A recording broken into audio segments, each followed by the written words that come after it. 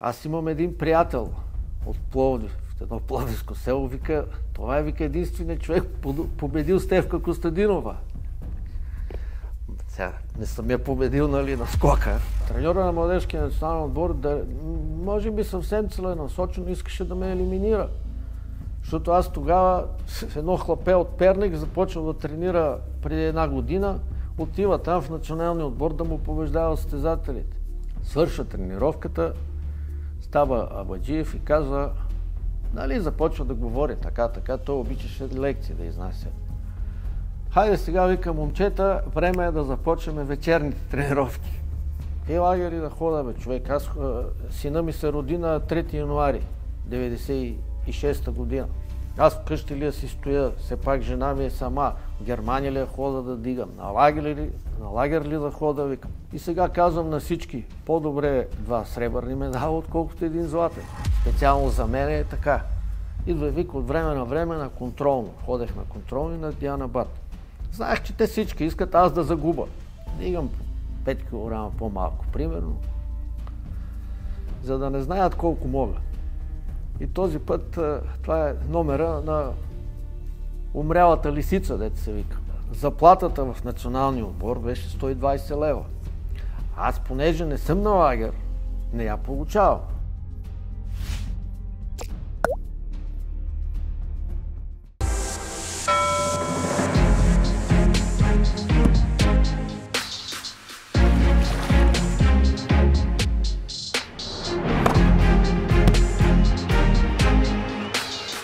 Добре дошли в спортната джунгла с Оги Георгиев.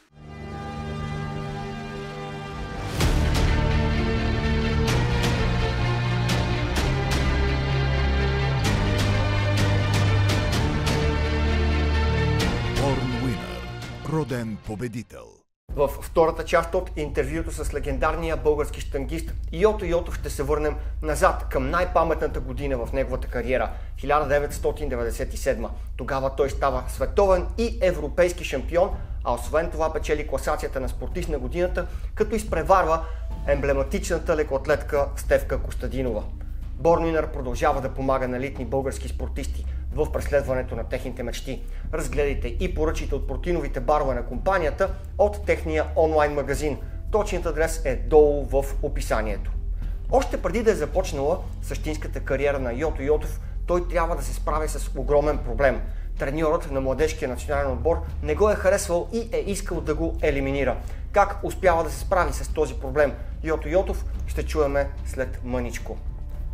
Спортната джунгла се присъединява към кампанията на Валентис "Победи себе си". Техните продукти, витамини и хранителни добавки са с гарантирано швейцарско качество, чиято цел е да бъдете здрави и силни. Научете повече за Валентис и техните продукти от онлайн магазина им. Адресът е долу в описанието. Каква е причината Йото Йотов да приключи с националния отбор? Какво се случва и на каква база е конфронтацията с Иван Абаджиев? Ще разберем след мъничко от самия Йото Йотов. Бета Клиник се превърна в модерния столичен център за прецизна диагностика, иновативно лечение и топ възстановяване на спортни травми. Техните специалисти работят с прекрасни методи за рехабилитация, като криотерапия и ударно-вълнова терапия. Научете повече за Бета Клиник от техния сайт. Адресът е долу в описанието. Приятно гледане! Не губете време! Възстановете естествената красота и здраве с Greenify. Без захар, без изкуствени подсладители, отсветители и без ГМО. Открий продуктите на Валентис и на zdravbati.com. Здрав бъди с Валентис! Ти продължаваш отново с позитивните резултати. 93-та година, пак си световен шампион, продължаваш и с европейските титли. Този втори период, който е преди Олимпийските игри в Атланта, с какво беше по-различен от преди това? Този втори период, първо, треньор стана Йордан Иванов. 93-та европейско първенство в София. Мисля, че станахме първи отборно. Сега не си спомням, ама 3 или 4 станахме европейски шампиони. Със сигурност 93-та на световното в Мелбърн 4 световни титли направихме. Йордан Иванов беше много умен човек. С него се работеше прекрасно. Значи аз с него съм работил прекрасно. Никакви проблеми, пълно разбирателство. Той сядаше с състезателя, и заедно с самия състезател изгражда тренировка, изгражда методика, правят се планове и така. Това беше много различно за мене. Но на практика него го сменят малко преди Олимпийските игри в Атланта, нали Да, така? него го сменят малко преди Олимпийските игри в Атланта. Значи имаше едни хора, които обичаха да дърпат конците тогава. Те си ги дърпаха тези неща, правиха ги до... Задкулисно. Да. Те си правеха нещата. Без въобще вас да ви питат състезателите. Нас никой нищо не ни е питал. Както бат Данчо си е треньор, така казват сега треньор е Янко Русев. Добре, ние какво да направим? Отиваме на лагер. Това е 95-та година вече. 95-та първи лагер на Спорт Палас. Много от нас са семейни. Иван Иванов, Пешалов, Чакъров. Аз бях семейен с жена ми. Отиваме юли месец на лагер. Янко Русев треньор. Започваме лагер. Главен консултант Иван Абаджиев. И започваме един, два, трети ден тренировка. Една вечер влиза Иван Абаджиев в залата, сяда и ние си тренираме, нали, както си е нормално. Свърша тренировката, става Абаджиев и казва, нали, започва да говори така, той обичаше лекции да изнася. Хайде сега, вика, момчета, време е да започнем вечерните тренировки. Това е вече 95-та, ние преди това сме тренирали близо 5-6 години, съвсем по различна методика, резултатите не са ни били толкова славиче. Плюс това отишли сме с семейства, почивен лагер, пък ние си тренирахме сега, готвехме се за световно. Световното 95-та беше много важно първенство.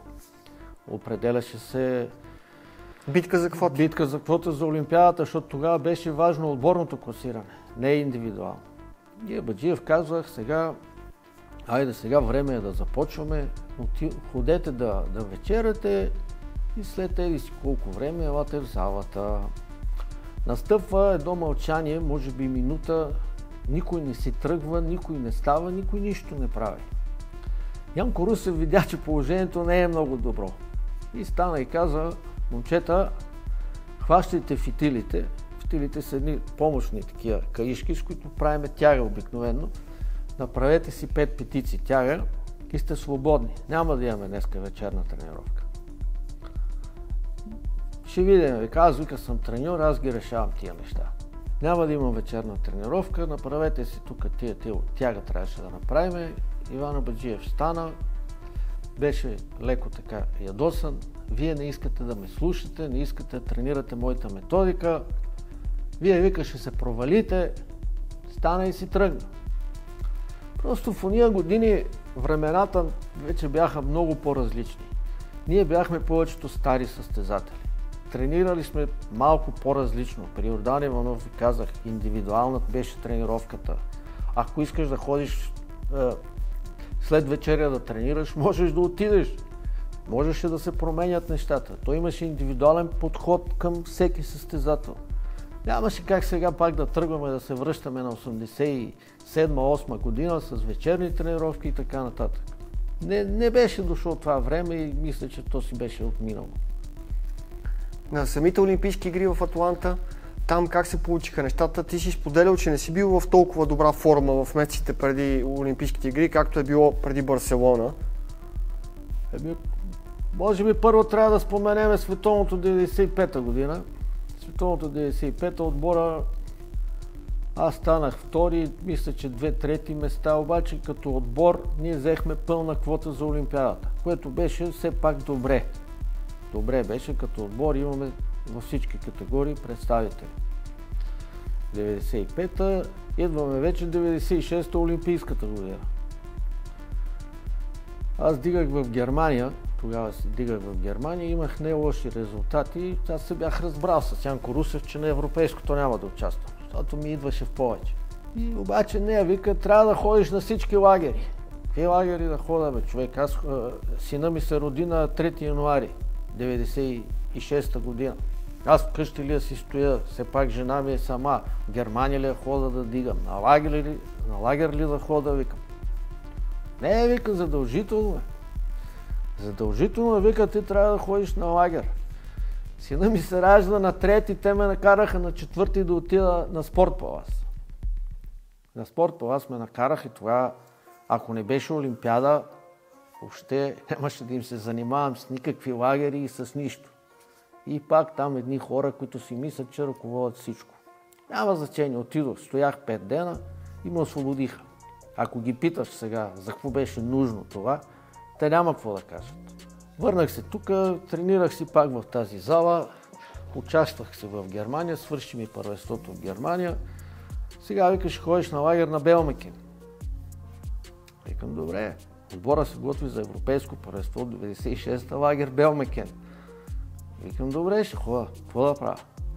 Отивам на Белмекен, аз тъкмо преди 1-2 седмици в Германия ми свършиха състезанията и исках така малко да си отпочина, да възстановя се. То щанги, имаше време до Олимпиадата. На Белмекен, какво да направя? Сутрин ходех да тренирам с помощни упражнения, спомагателни. Клякане, тяга и такива. След обяд, викам, сега аз съм бил борец. Ще правя походи тук. До зъбчета? Да, имах камуфлажна военна униформа, зимна, камуфлажна униформа, кубинки. Следобед не ходех на тренировки, правех походи, викам, ще правя физическа подготовка, викам, надявам се после да ми е от полза за самата тренировка, да имам, викам, повече издържливост. И това правех. Изкарах 2 седмици с походи и с такива работи. Върнах се тук, в Перник, вече това беше, може би, края на март, не знам. Близо 2 месеца много сериозна тренировка. И края на май отивам вече на лагер. Имаше лагер в Шумен. Бяхме на лагер почти до Олимпиадата. И колкото съм можал, толкова съм направил. То не е малко. Втори медал от Олимпийски игри. За себе си съм доволен, защото аз такива резултати имах на тренировка. И бях 82-3 кг. Тренировъчно, такова 82-3 кг бях. Свалям на 76, от 162-202, вдигам 160-200. Доволен бях, радвах се и дори имаше едни клипчета в CNN, дават Олимпийските игри в Барселона, моето участие и Олимпийските игри в Атланта. И казват, и тук е сребърен медал, и тук е сребърен медал. На едното място този състезател е много тъжен, не се радва, не е доволен. Пък в Атланта скача, радва се. И просто постигнах максимума на своите възможности в Атланта. За това се радвах. Но тогава си бил здрав, за разлика от Барселона. Бях абсолютно здрав и така. Да. И съм доволен. Състезанието беше много тежко. 6-7 състезатели бяхме в много близки тежести събрани. И сега казвам на всички, по-добре 2 сребърни медала, отколкото 1 златен. Специално за мен е така. Тези Олимпийски игри в Атланта бележат края на една, можем да го кажем, много славна епоха за българските щанги, след което идва така едно леко затишие от няколко години, макар че вие през 1997 година, когато отново се възражда това нещо, ти имаш невероятно силна година. Но Стефан Георгиев, да речем, разказа как точно след Олимпийски игри в Атланта, когато отишъл в залата, имало 2-3 човека в залата. Всичко живо се било разбягало на националния отбор. Тогава се завръща Иван Абаджиев, по същото време като треньор. Да, тогава се завръща Иван Абаджиев. Аз след Атланта продължавах да състезавам за Германия. Вдигах се в Бундеслигата, там имах много добри постижения. Имал съм и по 160 изхвърляне, 200 изтласкване. Аз съм ги имал в Бундеслигата. Те са старите състезатели, като Пламен Братойчев, Драско Стоичков, Златан Ванев, които дигаха, те ги знаят тия работи. Ние сме дигали заедно, един с друг. И държах това ниво, не на всяко състезание, но на някои състезания съм ги постигал. 1997 идва Иван Абаджиев, ще става пак, връщат го старши треньор. Мен ми свършва състезанието в Германия, може би февруари месец или март, нещо такова и си почивам. Аз нямам никакви състезания повече. Въобще нямах никакво намерение да участвам на европейско първенство в Риека. Обаче сега изглеждаше, щеше да е много грозно, ако всички стари състезатели се махнат от отбора. И започнаха така да ми подхвърлят. Тук Пламен Аспарухов се видял с Абаджиев, видял се с Норикян. Да, викам, да видим, ако искаш, ела, ще ходиме, ще преговаряме там. Викам, добре, ще участвам, викам, на европейското, ще се готвя, обаче, викам, искам да тренирам в Перник. Нито ще хода на лагери, нито нищо искам. Викам само да се тренирам в Перник. И викам, от тук отивам в Риека и дигам. Няма проблеми, тренирай където искаш. Така и стана. За европейското нямаше абсолютно никакъв проблем. Тренирах си в Перник, отиваме на европейското, станах европейски шампион в Риека. След това вече, нали, аз вече имах и амбицията и за световното първенство. Вече обаче Абаджиев беше събрал отбор. Млади момчета в моята категория беше Георги Гърдев. Сега аз знаех, че ще се направи всичко възможно. Нали, никой не се караше с мене, никой не ме гонеше, не ми поставяха никакви условия. Тренирай си в Перник, добре, както искаш, само ще участваш на състезанието. Идва вик от време на време на контролно. Ходех на контролно и на Дианабад. Знаех, че те всички искат аз да загуба. Гърдев го готвиха доста сериозно. Сега Гърдев беше млад състезател, здрав, силен, много добро момче. И аз тук правех едни тайни тренировки. Никой не знаеше колко вдигам. Обаждах се на моя приятел Румен Стоянов от София. Идва тук, събота-неделя, няма никой в залата. Правех си хубави тренировки. След 2-3 дни отивах в Дианабад. Вдигам 5 кг по-малко, примерно. За да не знаят колко мога. И този път, това е номера на умрялата лисица, дето се вика. Този път успях обаче. Те видяха, че съм много силен на самото състезание. Вече като отидахме в Тайланд, като започна състезанието, след изхвърлянето Иван Абаджиев дойде при мен и каза: ми ти, вика, много леко ги вдигна тия, бе. Ти можеш и 170. А аз на тренировките в Дианабад имах 160 изхвърляне до 200 изтласкване и това е. На самото световно 165, 202,5. Прекрасно състезание, прекрасно участие, пак каза, мина Гърдев. Българите станахме първи, втори, двама много силни поляци имаше, те станаха трети и четвърти и така. На практика това ти е и най-силната година, защото една от най-силните, но ти си обявен за спортист номер 1 на България, което е невероятно престижно. Да. И то в конкуренцията там има много шампиони, световни. Стефка Костадинова, мисля, че беше втора. Да. Аз имам един приятел от Пловдив, в едно пловдивско село, вика, това е, вика, единственият човек победил Стефка Костадинова. Сега, не съм я победил, нали, на скока, в класация. Да, Стефка Костадинова беше втора, тя беше световна шампионка, мисля, че в зала тогава. А това бяха годините, в които май още не даваха автомобили, такива големи премии? Нищо не даваха, даваха едни статуетки. Да, както казва Ботев, дадоха ми една торта, вика, и аз затова. Аз тия статуетки, какво ги правиш, къде ги събираш? Нищо не ги правя, тя стои на село, като си отворах терасата, се подпираше вратата да не се връща. Сега още и не знам къде са. А иначе, чисто като финанси, ако не са били състезанията в Германия, в тези години съм чувал, че е било много тежко положението. На националния отбор не е имало заплати, не е имало премии, както сега. Стефан Георгиев разказа за онази ситуация с саламите и кашкавалите, дето, нали, кой откъде е намирал Абаджиев. Хващал ни войници да ви правят там някакви паржоли и сандвичи, нали, да ви готви. Така ли беше горе-долу? Така беше. Значи, да кажем, 97-ма последната година. Заплатата в националния отбор беше 120 лева. Аз, понеже не съм на лагер, не я получавам. Понеже не съм на лагер, аз не получавам нищо примерно за подготовка, за храна, абсолютно нищо не съм получавал. 97-ма аз съм се готвил абсолютно сам. Сам съм си плащал всичко. С парите от Германия, ти не си имал откъде да. Хубаво е, че вдигахме в Германия, изкарахме там. 3600 лева беше европейска титла. 7200 беше световната титла, това е 97-ма. Казвам ги примерно в германски марки, защото тогава дали бяха милиони или не бяха, вече не помня. Нещо стана там с парите и такива работи. Това беше голямата криза, виденовата зима. Пълна трагедия беше. Пълна трагедия, но Дигахме. То сега за тия пари, сега взимат, няма и да влезат в залата.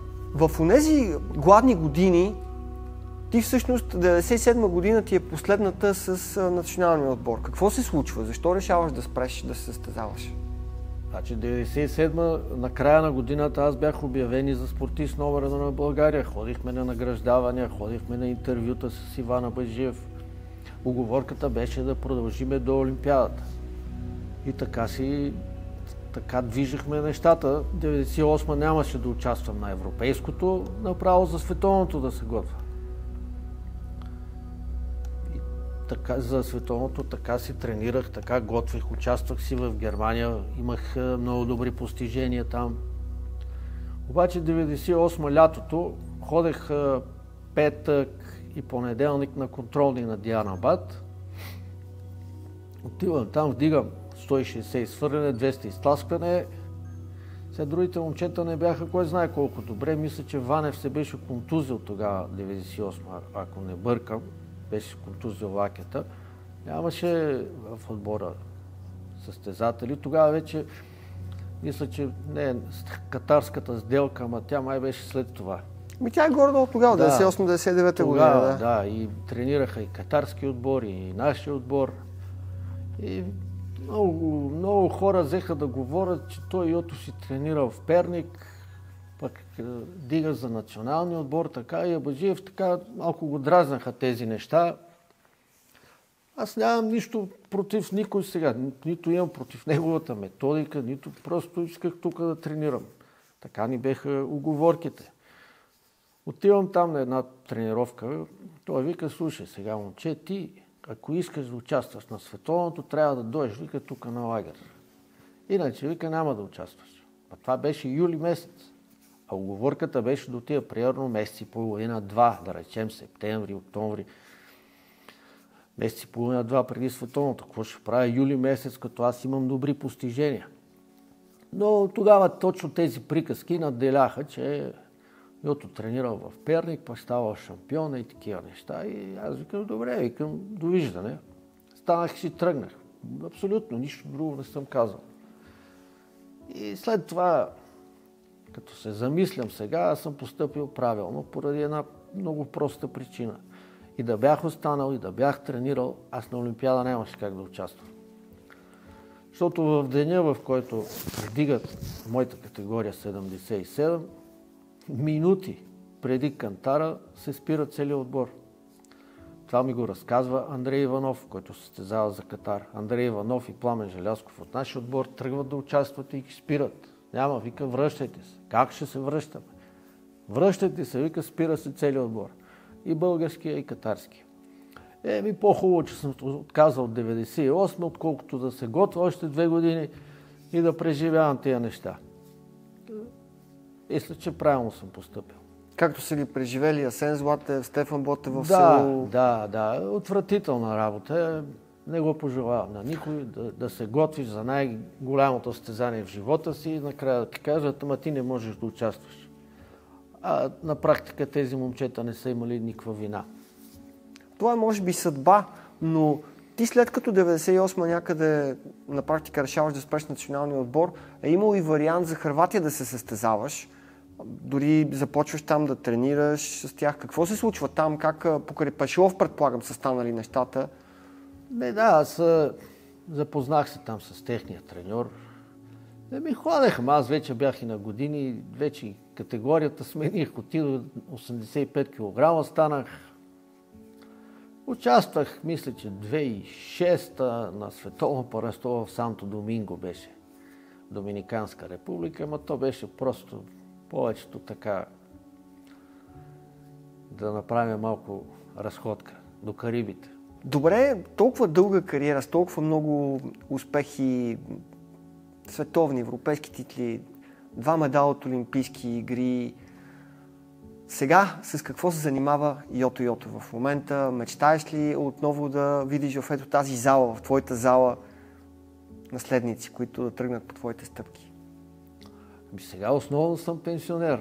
Като олимпийски медалист получавам пенсия, за което съм много благодарен на Министерство на спорта, на Олимпийски комитет, на всички хора, които помогнаха за това нещо. Иначе ние какво ще правим? Ти не можеш цял живот да си спортист и след това ходиш да се преквалифицираш, да работиш някакви други неща.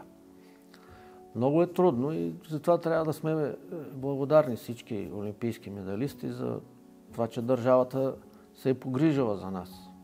Макар че ние, когато бяхме състезатели, пак казвам, премиите бяха нищожни, все пак сега получаваме добри пари, с които можем и да живеем пенсионерски живот. Има ли дечица тук в Перник, които да имат желание да тренират щанги? Слабо. Последните години няма желаещи. Няма желаещи. Ще видим сега. Има някакви идеи за евентуално възстановяване. Нека да изчакаме тук какво ще се случи. Може би след нова година ще имаме яснота на 100%. Надявам се, че може би ще станат нещата. Доста истории разказа за Иван Абаджиев и ще ми е интересно да споделиш твоето мнение, тъй като има хора, включително и бивши негови състезатели, които до някъде го плюват, критикуват го. Има други, които го боготворят и казват, че без него никога е нямало да се развият като такива тежкоатлети.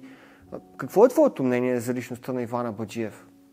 Значи Иван Абаджиев, аз не мога да го критикувам. Няма как да критикувам. Аз нито критикувам него, нито неговата методика. Аз, когато съм бил малък, 17, 18, 20 годишен, аз съм си бил в националния отбор, Абаджиев е бил треньор.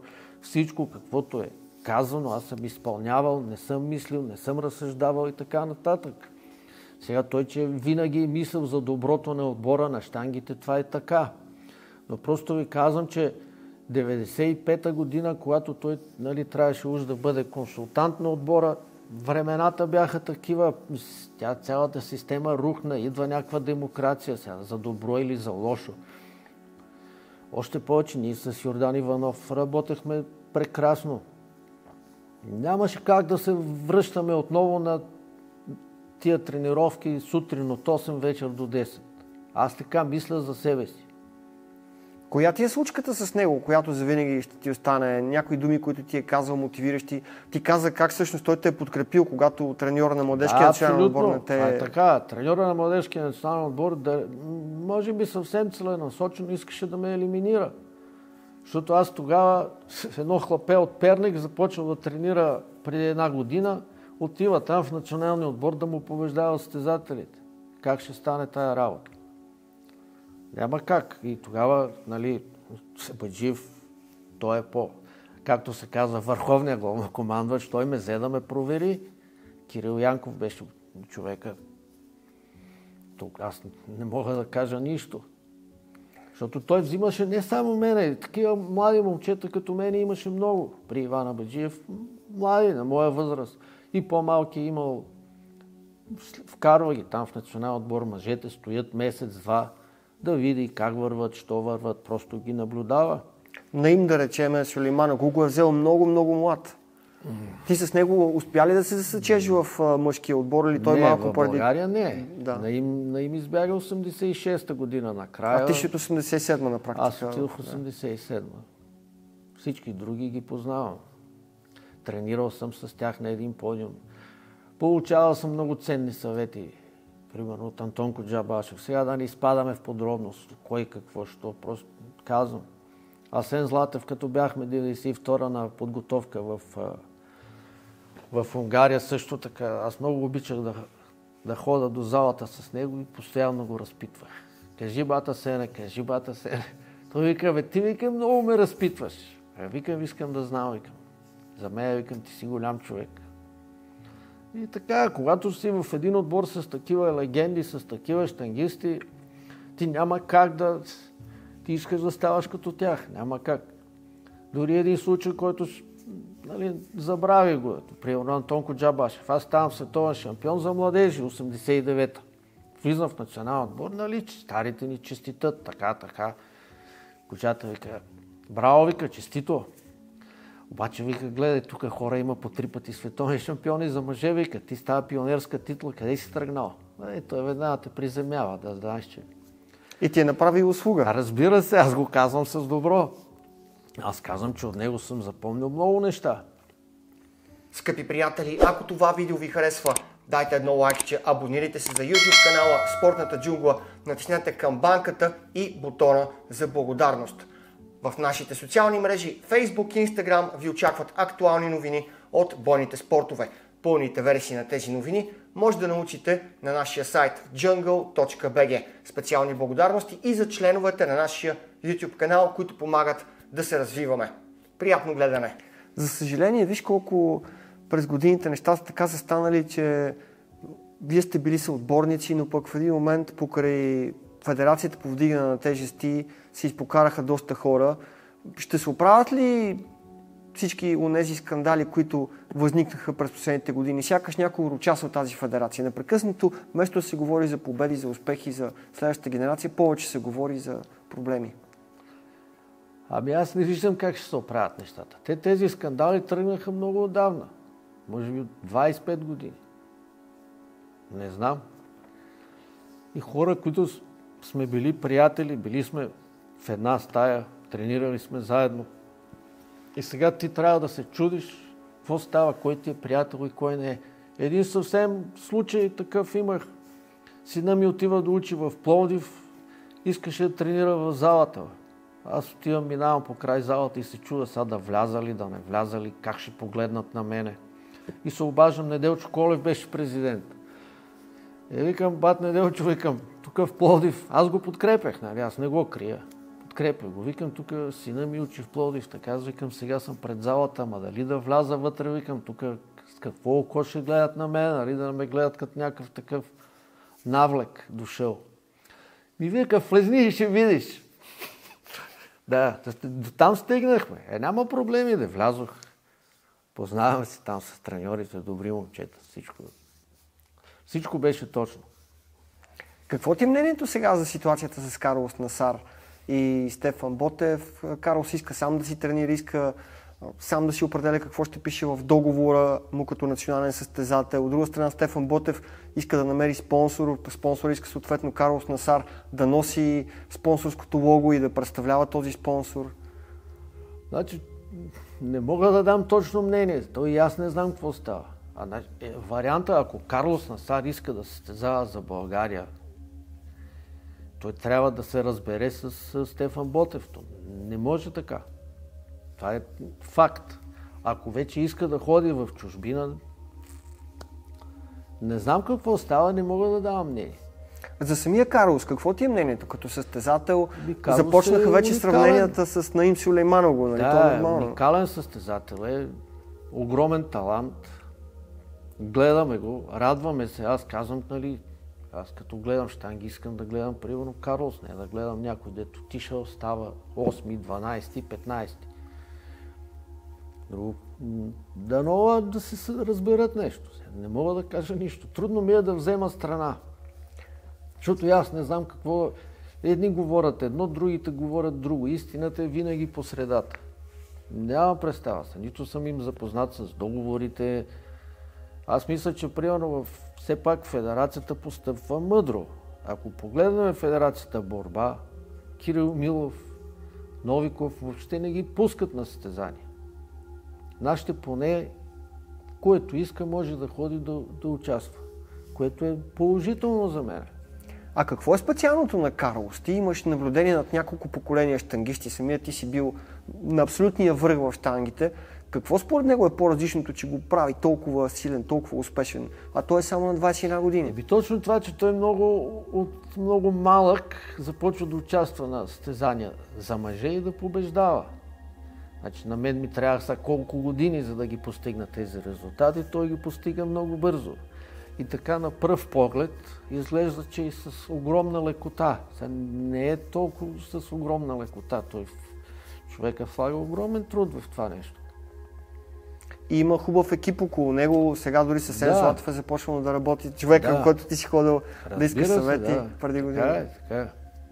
Ти имаше уникален стил и много атрактивен на вдигане, експлозивен и самото ти тласкане също беше много интересно. Разкажи как се получи този стил, имаш ли някаква причина за да вдигаш по този начин? Значи става въпрос за обръщането. Заставаш до щангата, хващаш и тръгваш. Това нещо го видях по телевизията Така вдигаше един велик съветски щангист, Юрий Варданян се казва. Аз тъкмо бях започвал да тренирам тук в залата вдигане тежести. 84-та, мисля, че имаше турнир Дружба на место Олимпиадата. Той вдигаше, то мисля, че в София беше, не знам, Варна ли? Във Варна. Във Варна, да. И точно там наблюдавам Варданян какви чудеса вършеше и викам, отутре викам, аз започвам така да дигам. Идвам в залата и започнах така да дигам. Никой не ме е учил, не ми е обяснявал, защото много малко състезатели в изтласкването вдигат точно по този начин. Става просто за обръщането. Просто това беше моето. Аз като го погледнах и веднага разбрах, че това е. Нито ме е учил някой, нито нищо. Чувствах щангата. Като застана до щангата, аз не я гледам къде е, не я търся. Знам точно къде стои. Намествам кръста, гърба, стягам, краката и мощно нагоре.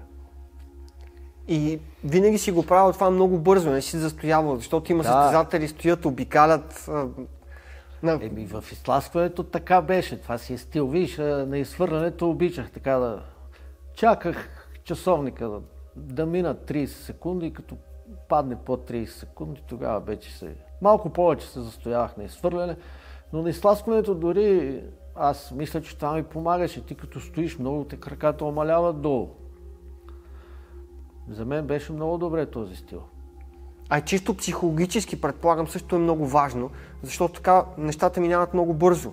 Ако си направил и рутина, а иначе ако тръгнеш там в главата ти минават тръгнеш, много мисли... мислиш, много разсъждаваш и накрая нищо не се получава. Аз просто го правя като един механизъм. Так. Няма...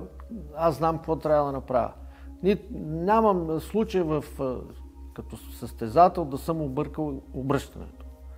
От гърди имах проблеми в един период, но обръщането просто го знаех. Разбирах го. Моето движение беше. Ясно. Аз спомена, че може би една от малкото травми, които си имал, е била тази с рамото. Да. Каква беше причината да се предпазиш от други по-сериозни контузии? Защото една немалка част от твоите колеги, те след края на кариерата се оплакват от много болки на различни места по тялото.